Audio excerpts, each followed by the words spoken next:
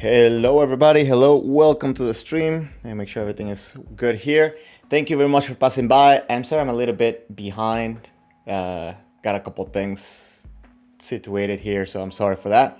My name is Jose. I am a Golden in Kendo. This is Kendo Tips, and today we're going to be watching some Kendo, talking about Kendo, answering your questions, and just overall trying to learn something from high performance level of Kendo.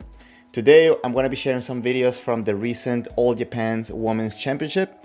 First, because I couldn't do a live stream during the event itself, so I kind of wanted to go back and watch some of the performances. And also, I want to discuss a little bit about what are we struggling with in order to improve our Kendo. So, if you can take a second and let me know in the comments, what do you think are you struggling the most with at the moment? And what are some of the things that you feel that are difficult when it comes to approaching your practice or Shiai in Kendo? And what are your goals too? That's actually very important. I kind of don't talk about goals enough in here. So if you're here, let me know that you're here by saying hello, or you can also press the like button on this chat. What I'm going to do is I'm going to put the link for the video, for the first video that we're going to watch today, in the chat. That way, if you want to watch it on your own later on, you can do so. All the videos are going to be from the All Japan Kendo Federation YouTube channel, so you can find them all there. But the first one's going to be one of the quarterfinals, I believe, with Mari Suenaga and Watanabe. So maybe you know Suenaga as Yamamoto, Mariko Yamamoto, so she's the same person. And today we're going to be watching first her fight, and moving on towards the finals. Okay, and if you could please hit the like button just to make sure that this stream gets pushed out to more people. Let me make sure everything is okay, all the levels are fine. Let me know if the music is good and everything is fine. But let's get going. Okay, as I mentioned, this is going to be Mari Suenaga and Tai Watanabe. And yeah, let's get started with this fight. Let's make sure that hold on, I don't have audio on this. Okay, got it.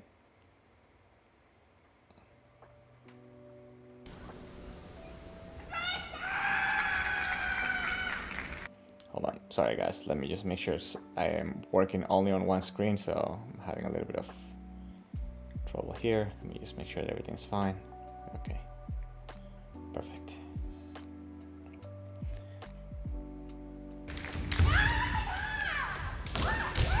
So I think one of the things that make Mariko Yamamoto or Mari Suenaga is famous, something that makes her famous, it's her footwork, her ability to move around.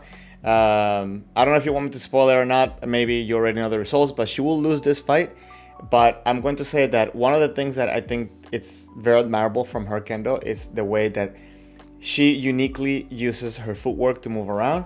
It's a thing very hard to replicate, so please be mindful of that. But it's something that also a good inspiration to understand a little bit how to use footwork very quickly.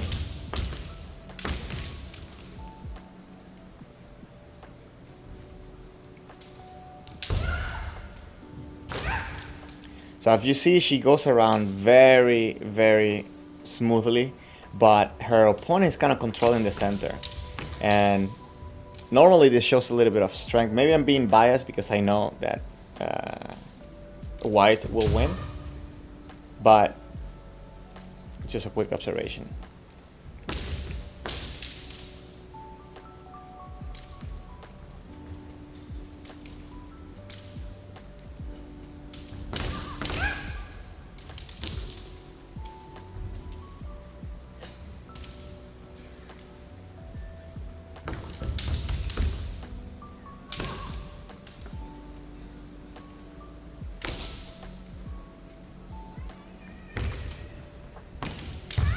Oh, so if you notice something from Sunaga is that she's moving a lot, right? She's being very fluid about it, but there's also the risk that her opponent starts catching her timing and understanding how she moves.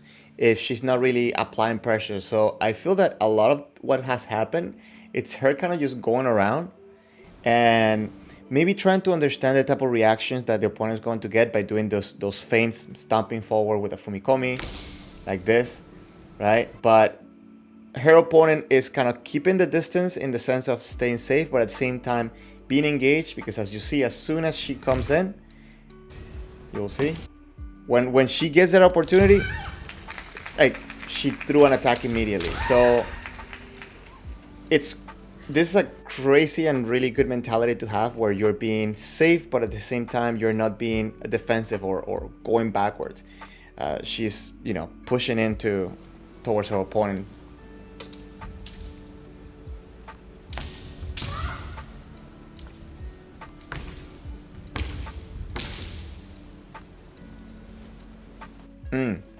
Okay, I mentioned this a couple of times during my streams. I maybe mentioned it as well during my videos, but a lot of times we try to do this stomp, this kind of feint to get a reaction from the opponent. And I'm not saying that you shouldn't do that, but you have to be mindful of how you engage your footwork as you do so. If you put all your weight on that forward foot, it's going to be really hard to continue moving forward, where if you keep a good balance between putting pressure between the back foot and the front foot, you're going to be able to push in towards the opponent when you have the opportunity. So if you watch here, the way that red is going to stop in, right? It's a lot of engagement on that forward leg, but at the same time, the back leg watch for a second. The back leg, as the forward foot stomps in, the back leg still engaged, and not all the weight is in that forward foot. So if she feels that she has an opportunity, I'm pretty confident that she's going to be able to push in with the back foot. So this is something that you want to keep in mind if you're trying to do this, where you're trying to get a reaction with that forward foot, because if you put all your weight forward, it's going to be really hard for you to move forward, and also could be really hard to move back if the opponent comes in. Just keep that in mind.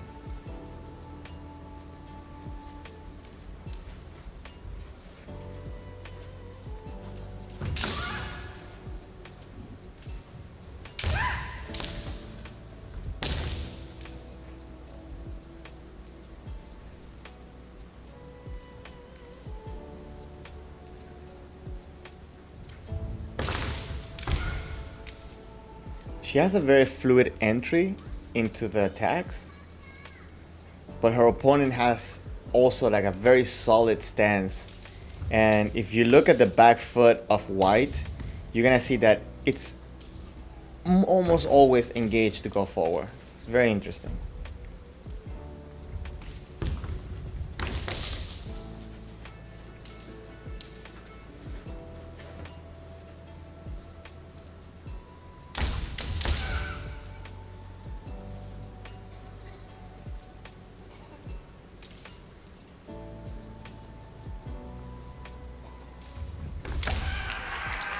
Ooh, this was a very nice attempt to the kote. If you watch what happens here, she's coming in, putting pressure, closing the distance, giving a threat to the men, and then going around the shinai to go for that kote. If you watch it in slow motion.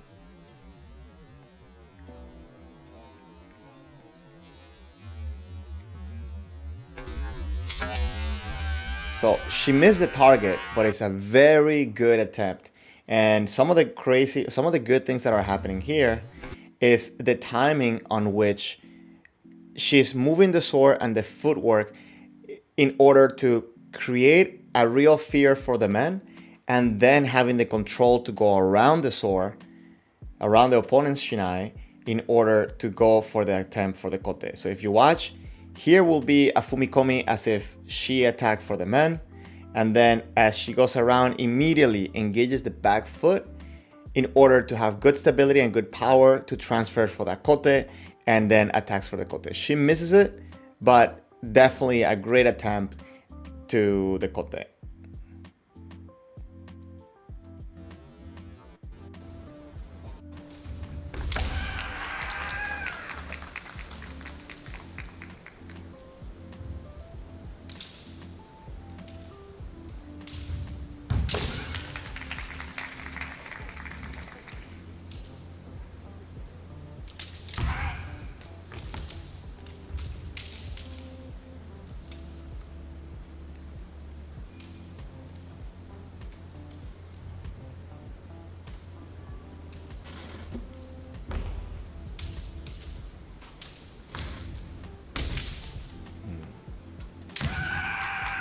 Oh, sorry, let me just watch this one more time.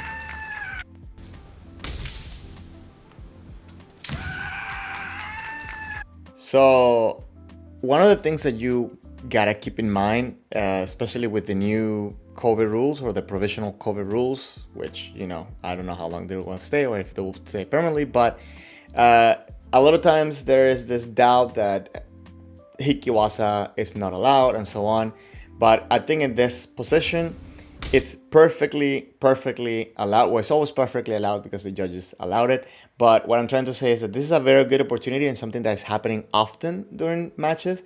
Maybe because there's a lot of fear onto clashing into the Subaseriai, or maybe they feel that they're insecure coming into the Subaseriai. So a lot of exchanges that I'm seeing in tournaments are happening like this, where they're coming close. They're not necessarily in Subaseriai.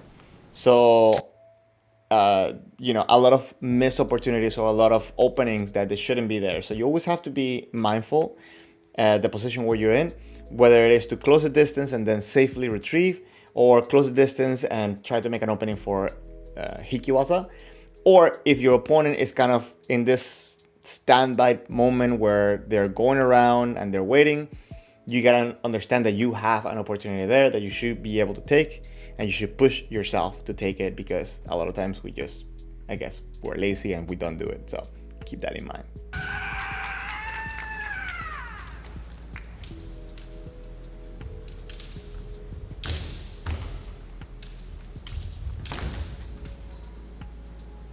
So Naga moves so much that she's definitely making the cameraman work.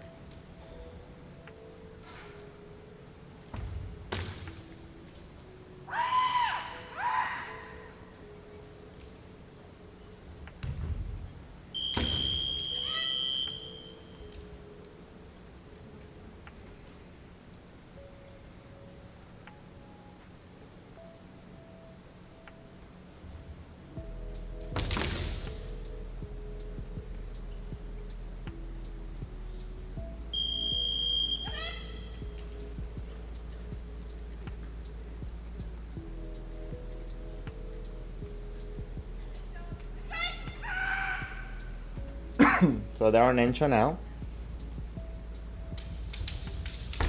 Encho can be very dangerous in the sense that when you're coming in, you have to take it as if it's a new fight.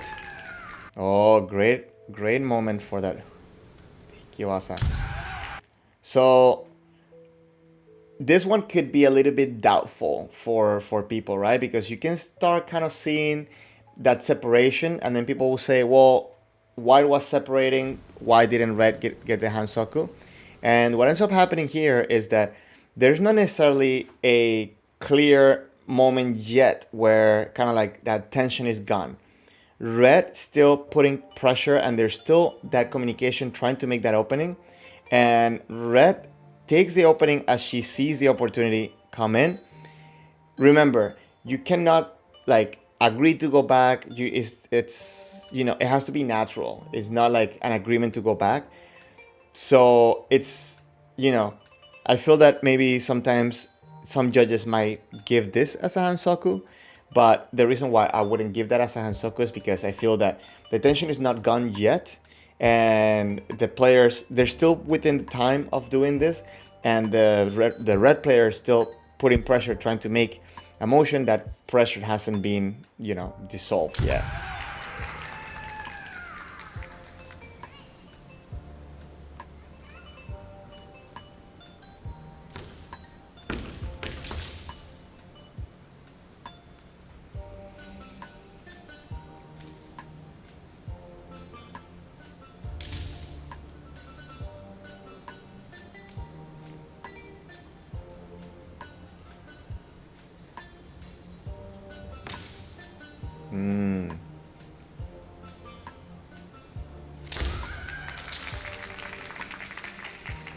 I really enjoy that, especially now with this rules, the use of Hikiwasa.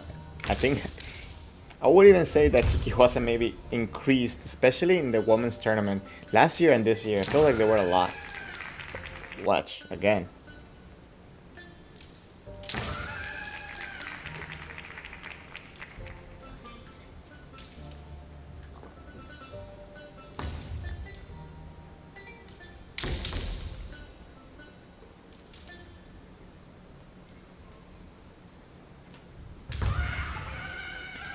So this separation, and I guess just because the opportunity to share about this is come up, is I'm taking some time to talk about this aspect. But you see, at this point, there is like a lot of the interaction went a little bit too long, right? And then they kind of enter like a little bit of a stalemate. So at this point, then there is separation, and the separation has to be full, right? It has to go all the way out.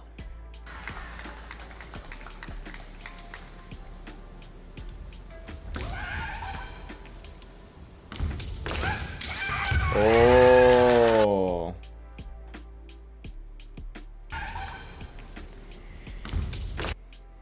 Yakudo is a very risky technique, but once you're in this position, it becomes very, very plausible. But given the distance and the place where she hit, it was a little bit off, right? And she got caught on the sanction, on the retreat, on the follow through, and this is very common to see. I think that she kind of just let go of that connection with the opponent, and her opponent was able to come in, because she has that forward mentality and catch that ippon on the way forward. So very cool exchange, and very good from white to be engaged forward and immediately throwing the technique, even that she had a defensive stance, even if she had a defensive stance. So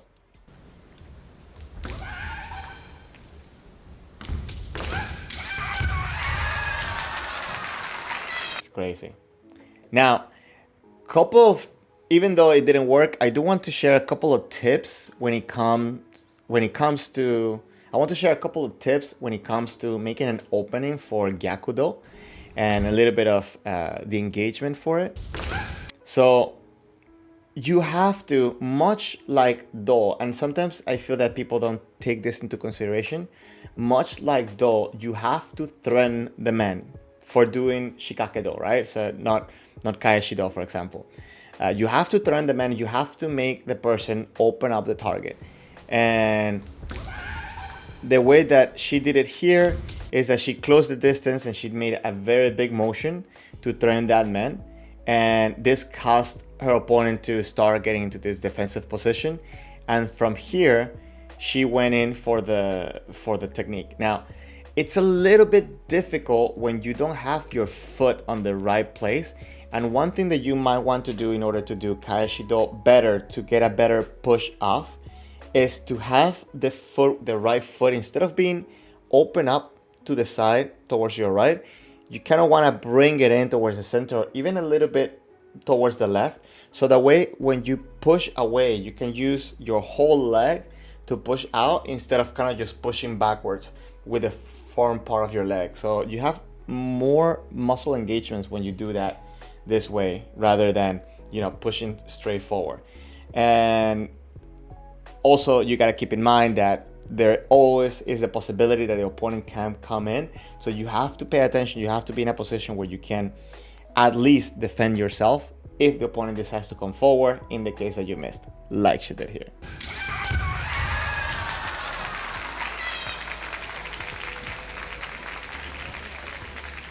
Yeah, this was a good exchange. Something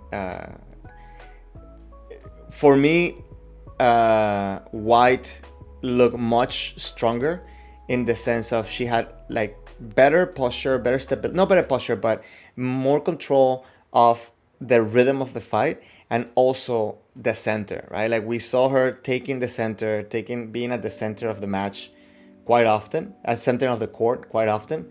So it's something that you want to keep in mind when you're, especially in Shiai, that if you feel that, I mean, I guess this is not something that you can really change, because if you feel that the opponent against you, it's keeping the center and keeping you on the edge, you know, the priority shouldn't be take the center, right?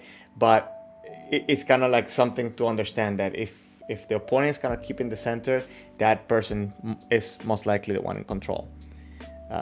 Hope that makes sense. Sorry, I haven't been able to watch the comments because my screen is all, you know, cluttered. But guys, thank you very much for passing by. Welcome to the stream. And let me just make sure that everything is properly set here. Okay, so this is going to be the second match of, not the second match, the first semifinal. And this is the lady that we just saw, Watanabe, and Yokoyama, sorry. So there's one thing that I'm going to say coming in from the beginning of the fight is the Sonkyo, right? The Sonkyo is very important, and you have to it's one of those things that for good mentality, when you come into the court, you want to feel that you are controlling the rhythm already. And if your opponent is kind of like ahead of you, you cannot, you know, start thinking stressed out about it. You have to just go for it. And it's very important that you learn to practice from Sonkyo to be able to get up and immediately be engaged in Kamae, because many people can get in Kamae and launch as soon as they say the Hajime. So you always have to be mindful and attentive of this. And we have a Jordan player, which gives that much more reach. It's cool that Jordan player made it to the semifinals, actually.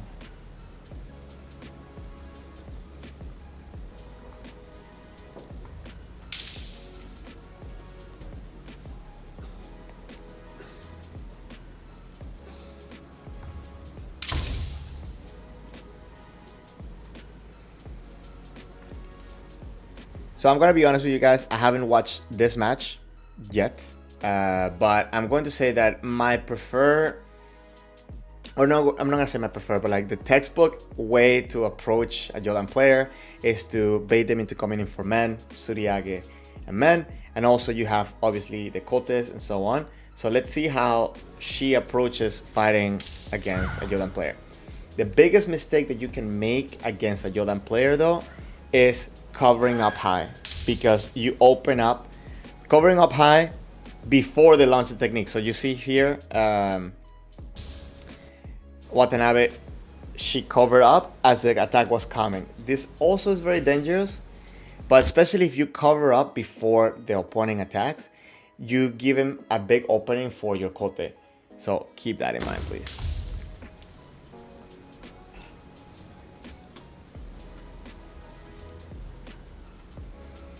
Again, Watanabe showing a lot of, okay, so this is a crazy attempt for that kote from the Jordan player. Watch this one.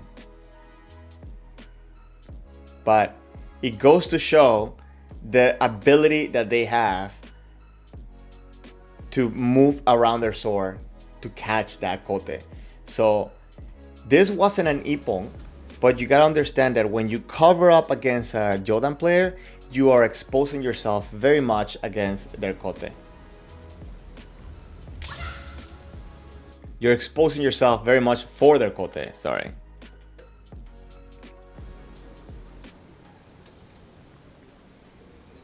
By the way, guys, if anybody here would like to join the Discord server, I'm gonna put the link in the chat box.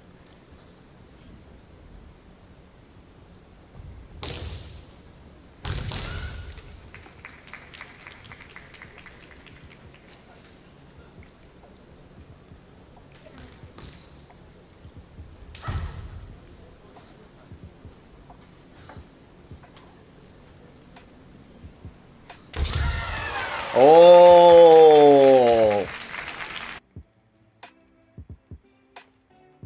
I don't know if... That was great. I haven't seen an ippon like this in a while. Watch that catch, guys. Watch.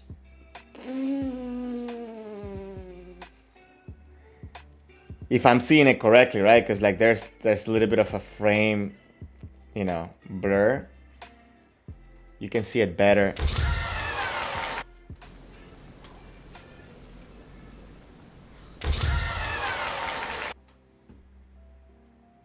I have to watch this like I don't know how many times.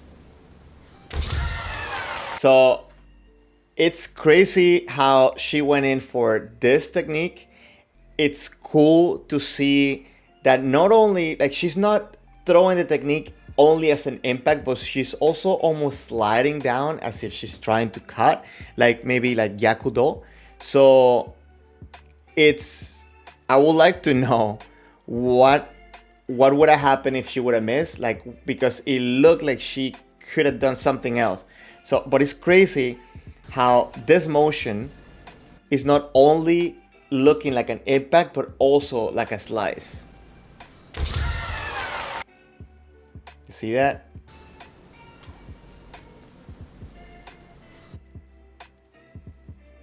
See, like she hits out and then she collects her body and brings the sword towards her body.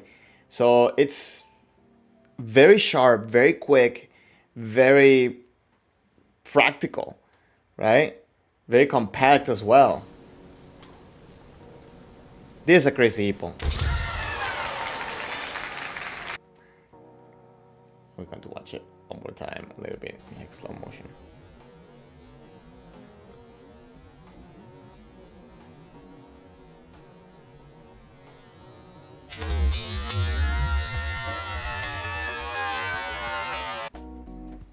That I don't know, guys. That's crazy.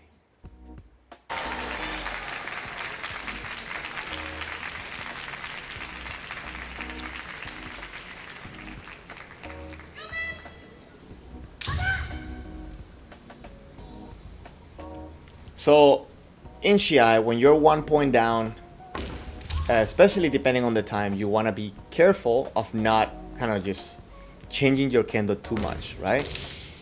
When you're 1 point ahead, oh, sorry, we got to watch that one. But when you're 1 point ahead, you cannot be defensive because that could put you at risk. You cannot be only defensive, right? You have to find a good balance between not risking with techniques that maybe you don't feel comfortable with, but at the same time, you cannot be always going backwards or blocking because then you can fall victim of their pressure and then giving them an opening. So it's a very tough situation to be, I think, in both sides. So always try to train yourself for this type of things. I remember a lot of times some of the things that we will do at the dojo, it's that, we do scenarios where one person is ahead, one person is down, one person can only win by doing ojiwasa, shikake, and so on. Does it make sense? Hope it does.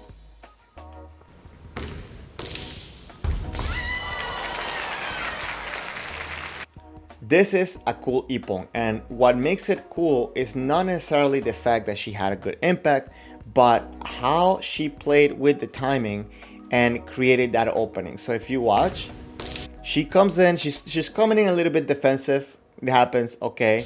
But she decides to come in with a fake attack, with a feint. And after she does that, her opponent tries to block the direction where the sword was coming in, and then she went around to hit the real target. So if you watch it here, slow motion.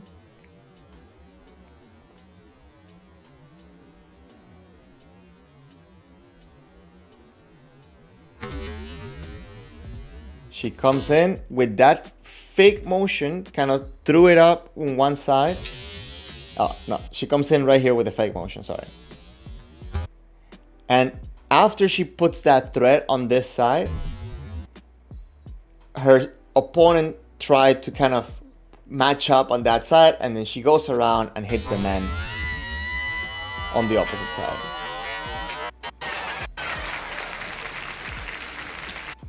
Crazy, crazy Ippon. I don't know what you guys think about that.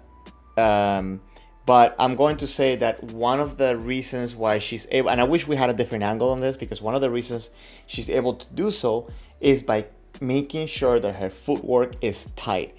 She's able to bring the back foot and re-engage it very quick in order to take that next step and put power and have stability in her body in order to move the sword around, in order to move the shinai around, and also hit the target properly. So hope that makes sense. Let me just make sure that, hold on, we're gonna go to the last video, not to the last video, to the second semifinal. Okay, this one was a little bit short. Okay, so I'm going to say this, I am happy to see this player being part of the semifinals and the finals. The player is Seno from Fukuoka. I saw her the first time in the Korean World Kendo Championship. She has great kendo. She was very young. I think she was 17 or 18, something like that, at the last WKC. And she did extremely well. And her kendo, it's amazing. I think she fought several finals already. I think she lost to Suenaga or Yamamoto when she, a couple times that she has lost.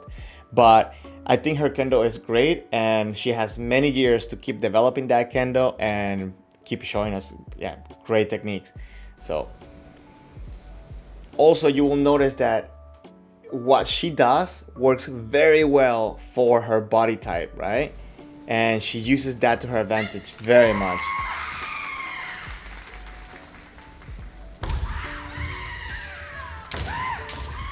She's very stable, very physical.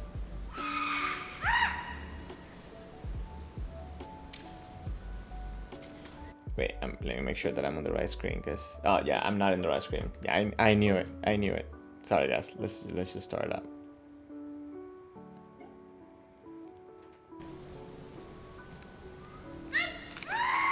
Yeah guys, sorry, my bad.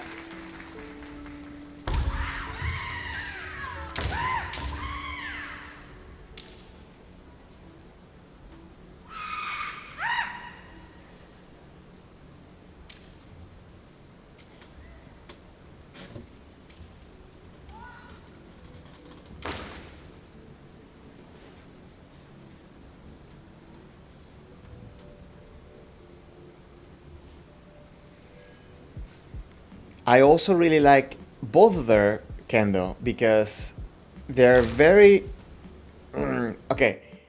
They're very stable. They're not jumping around. They're trying to get a reaction. I do have to say though that I am not liking the fact that they're so close. I feel like at this point it's very dangerous if somebody suddenly decides to change the timing, and not dangerous for the person that hasn't changed the timing, but it could be dangerous for both. So I feel that at this point nobody got a reaction, so something different needs to happen, right? Actually, and if you guys don't mind, actually let me share a little bit of experience of my practice this past week. And is that I was practicing, and I practicing with several senseis, and I started noticing that as I'm coming in, I was coming in and maybe throwing techniques and sensei was deflecting me, right? And then a couple times coming in and then just going in, but not really getting the opportunity. So even if the sensei didn't deflect me or couldn't get the chance to deflect me, I wasn't really at the right distance or it wasn't the right time. So I'm kind of processing this in order to make a video, and like kind of like the title for that will be something like first to move wins, but first to attack loses. And I'm gonna kind of like just give a brief explanation on that. It's because I was coming in and attacking, right? So maybe I was the first one to step in. Maybe I stepped in because my opponent stepped in forward. But the bottom line is that I am attacking, or I was attacking at that moment when my opponent wasn't kind of replying or responding to anything. And the result that I got from that is that I wasn't being consistent in reaching the target, getting a good a good opening, and so on. Once kind of like that clicked in my head at that moment, I tried to approach every opponent with the intention of making them do something, right? And I'm being very broad. It's maybe a little bit more complicated than what I'm saying, but what I'm trying to do as I'm approaching my opponents, I'm trying to get them to either back up, attack, move their sword, and especially attack. I think is like the best one that I could get, because at this point I can assess whether I do an ojiwasa or if I can catch them. If I'm ready and I can catch them mid-motion, I'm able to kind of anticipate their attack and catch them before they attack. So also, if you're doing shikake wasan, let's say using feints, if your opponent is not really reacting to them, or if the opponent is reacting, for example, by covering the kote, but then you still go for kote, you don't really get a good opening. So I'm still processing how to make this in a more clear way to make a video about it. I hope what I share so far kind of makes sense. But the idea here is that as you are trying to approach your opponent, you're trying to get them to feel something.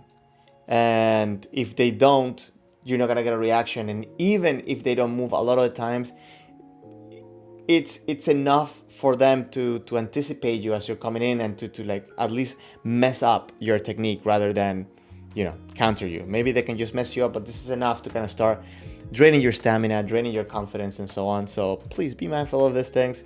Let me know in the comments, what do you think about all this stuff, and how you're approaching your practice, how you're approaching your opponents. I think that will be an interesting topic to discuss.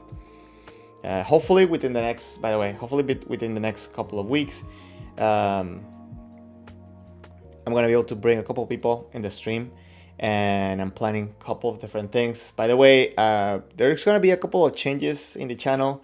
I'm excited to do a couple of new things, and there's gonna be a couple of changes in the stream as well. So hope you guys enjoy it. I'm always open for your suggestions, and if you would like to support the stream and the channel, you can become a member, and I'll post the link. The link should be coming up, yeah, right there. And okay, so let's keep going.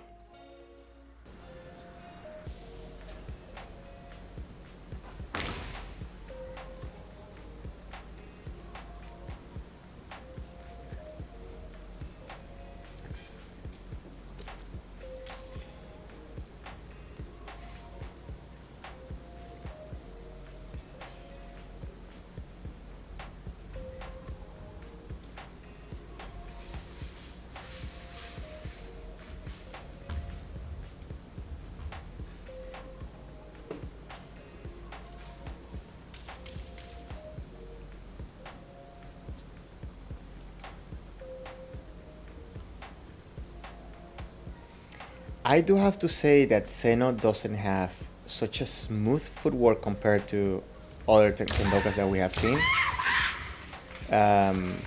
but she makes it work. So I think maybe it's a good point to kind of watch what she does in order to see how can we adapt when our footwork is not as smooth as some other people.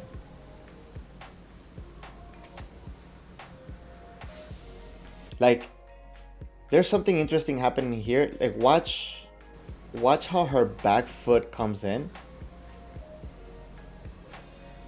Right? Like she's coming in and she's a little bit in an awkward angle, right? Like it could be very deceiving for the person in front of her. And I haven't seen her kendo lately, but I think that this will allow for her to have a very long reach. So, but that being said, I feel like she's in an awkward position. She's kind of like half back and half forward, and her back leg doesn't seem very engaged forward. It looks almost like she's ready to bait the person so she can, like, deflect and hit on the way back. Which that could be it. I'm not saying that what she's doing is wrong. I'm saying that there's something looking different here, and I saw it a couple times already in the match.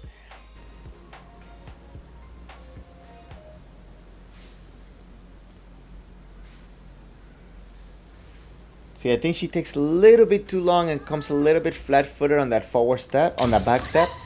But maybe I'm being biased because this is what I was thinking already. But if you watch, as soon as the opponent comes in, look what she does. Instead of going forward, she's ready. She's primed to go backwards. So maybe that's what she's trying to do. Maybe that's...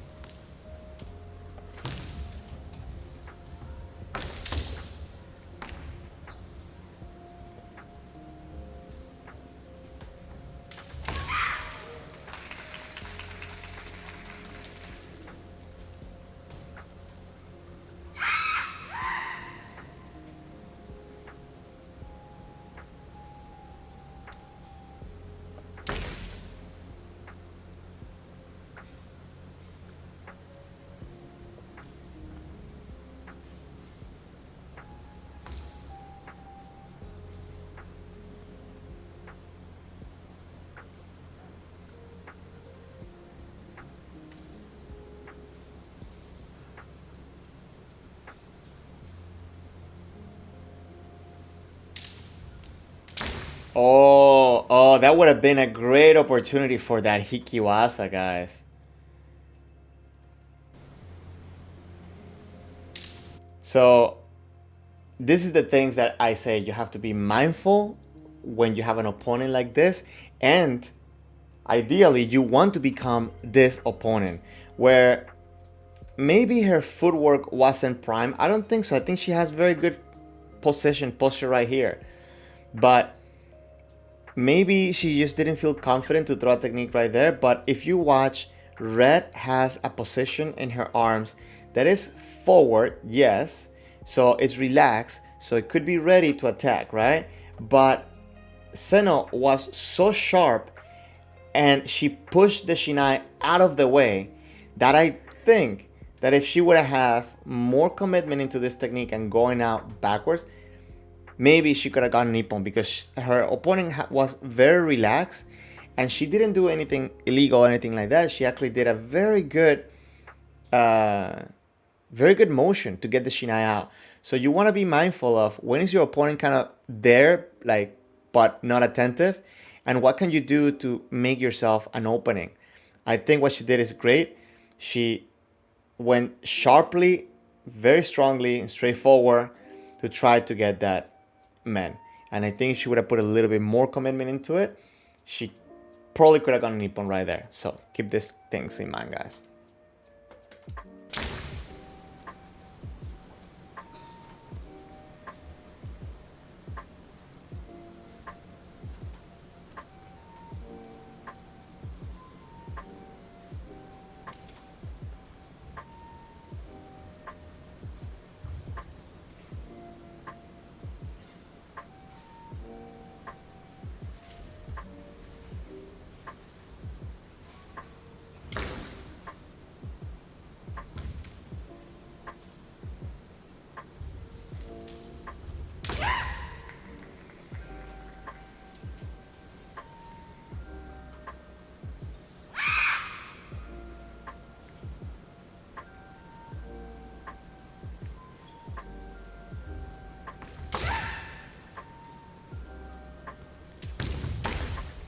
Ooh, this is the second Tsuki that we see red throw.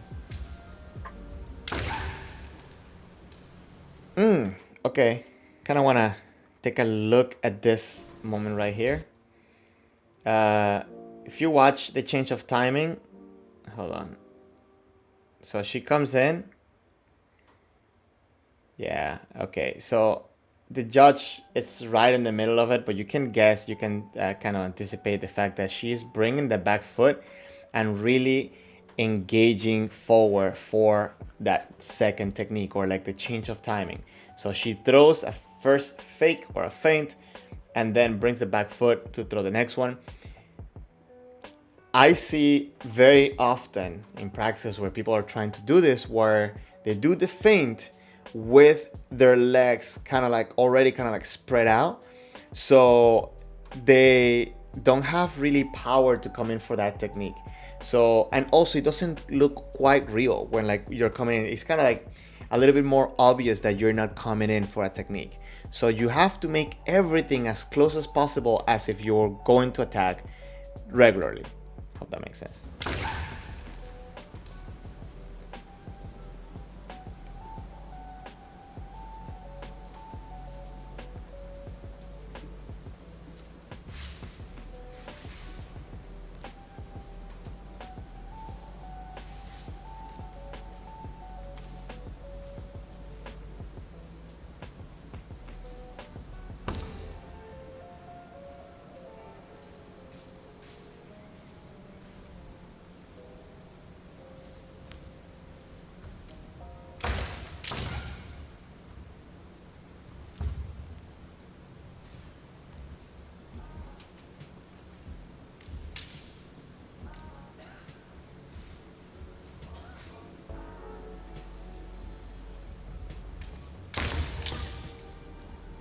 Seno has such a good impact.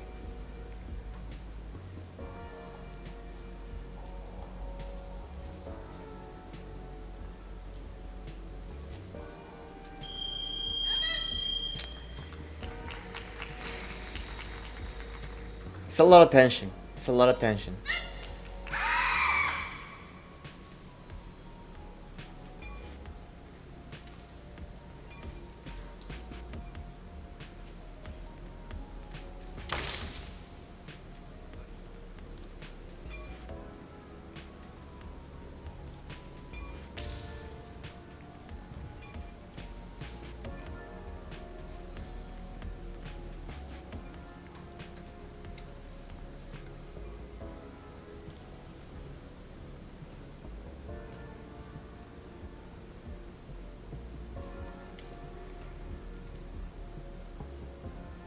I have to say that a lot of this is a scary moment, right? But oh, so I know obviously that Seno will win, right? Because I know the final will be the person that beat Suenaga and her. But I'm going to say this. Watch out for a second. So, where was it?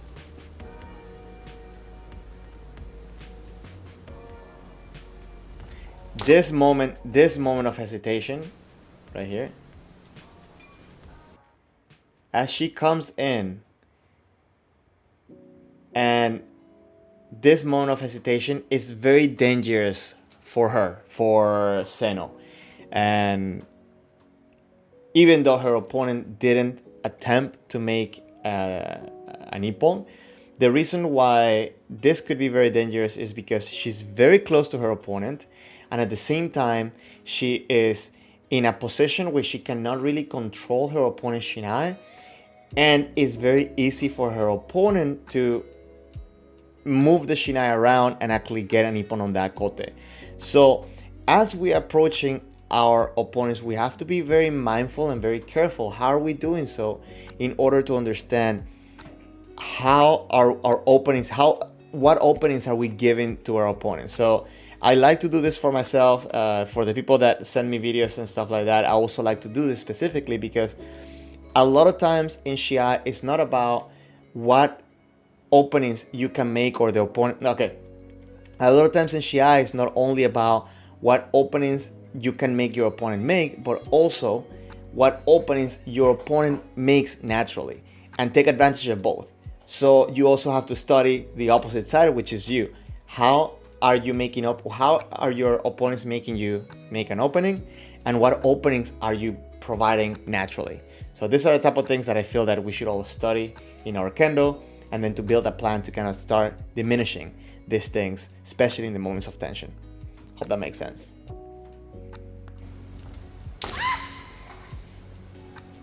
And which, by the way, guys, one of the things that's going to be happening with the channel is that I'm going to start doing a little bit of personal analysis for people. So if that's something that interests you, you can please send me a message so we can start talking about this stuff.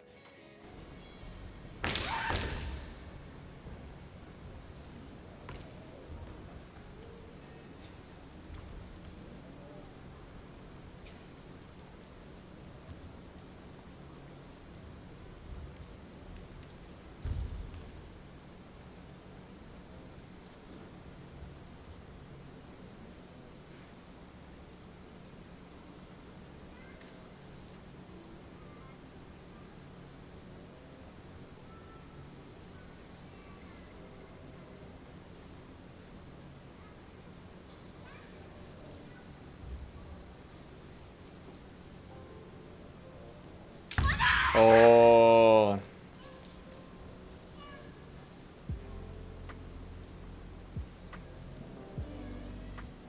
Guys, if you hear like snoring and stuff like that, sorry, it's my dog that's down here.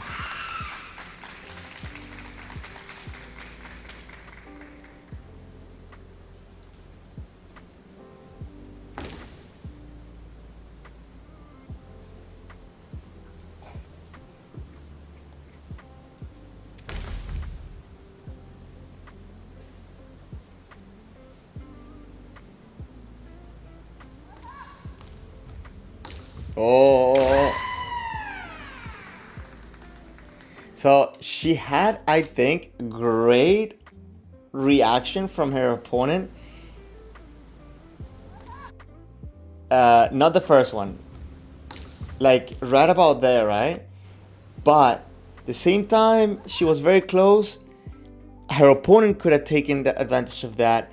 So this is very tense moment. This is a very tense moment.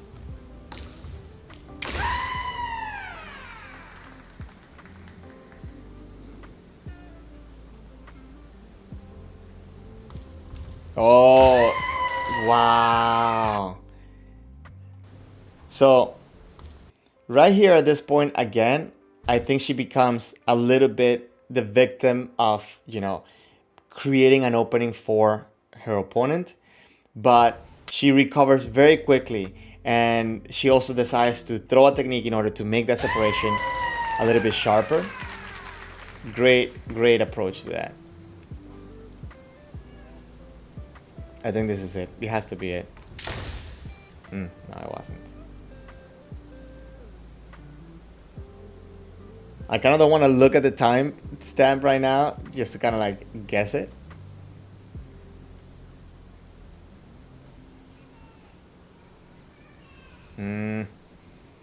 Yeah, her opponent is being very good at kind of keeping the distance, but at the same time,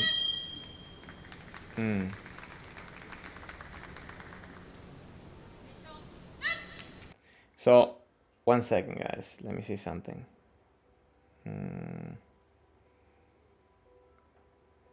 There was... Okay. Never mind. Sorry.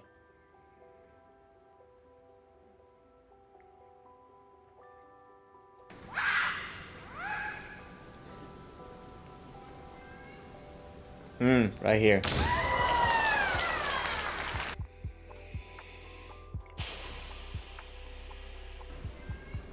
So, her opponent was constantly, and this is what I was talking about being defensive, right? Her opponent was constantly on the defense, constantly backing up, and the tension kept building up throughout the match.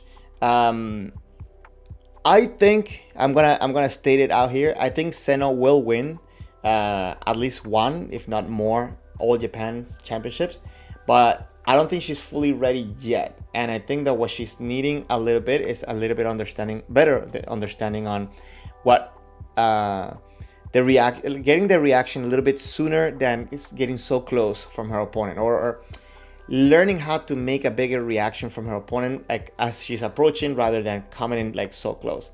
That being said, her kendo is amazing. Her level is great. The fact that she's been at this level for being so young, like it's crazy, it's insane.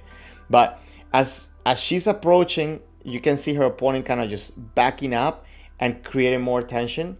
And a lot of times, I say this quite often, when you get somebody that kind of protects or overreacts to emotion, then there's going to be a little bit of an overcorrection, and that's a great opportunity for somebody to get a nippon. So if you watch, so here Seno gave that motion, she made a big motion forward, and then she brought the sword down, right? She maybe tried to kind of counter in, maybe she couldn't really gauge how close her opponent was, so it cost her that nippon.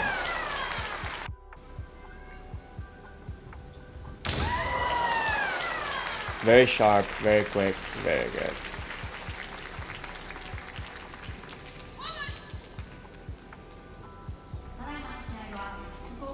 So, I don't know what you guys think, but this level of kendo is crazy. It's amazing, and something that I would like to see more and more of this.